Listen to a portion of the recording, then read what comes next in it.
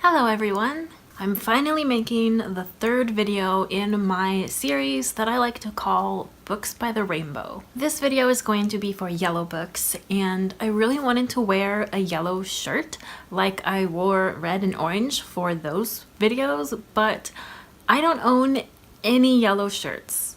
Maybe I'll try to rectify that in the future.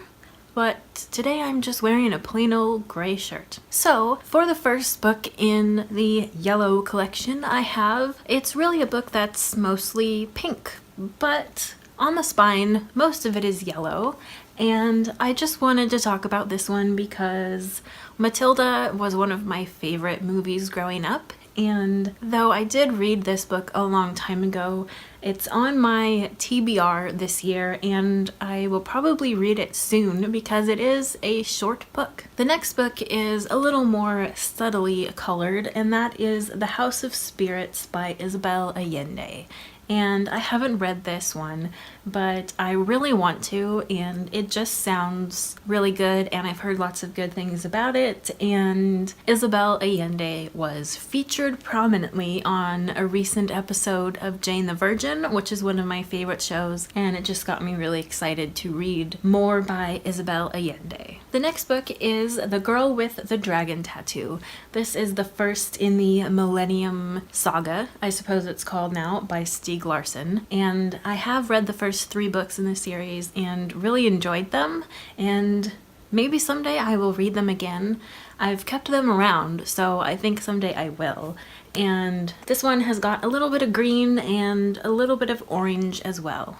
The next book is SEO Trot by Roald Dahl, and this one is actually my shortest book that I own and was the first book that I read this year. It's just a very yellow book. I don't think it relates to the story at all, but there you go. Next on the list is The Casual Vacancy by J.K. Rowling. The yellow is really mostly on the spine on this one, though of course it's got some red and black, and it's just a very graphic, design-wise cover. I have of course read this one, though not since it came out, but I will continue to own anything that J.K. Rowling writes. The next yellow book I have is Hyperbole and a Half by Allie Brosh. This is a very hilarious book full of poorly drawn comics, basically, and stories about Allie Brosh's life.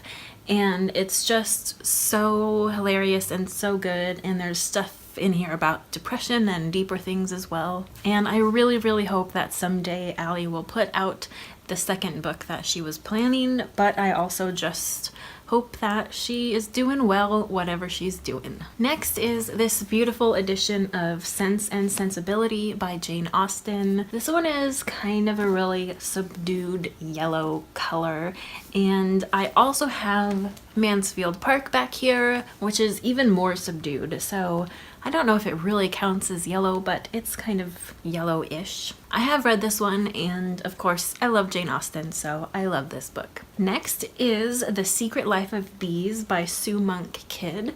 This one mostly is yellow on the spine and definitely on the back. I haven't read this book yet, but since it is pretty short, I think I will be reading it this year. And very last, but not least on the book, is Homegoing by Ya Jossi. This is actually an ARC copy that I got at work, and I haven't read it yet, but definitely really want to because I have heard nothing but absolute praise for this book. Here is the spine and the back as well. So those are the yellow books on my shelves. There were a couple of rejects that are kind of more of a beige color, but I'm not going to do a beige colored book video because that's just too boring. So that is all for this video. As always, thank you for watching, and I will see you next time. Bye.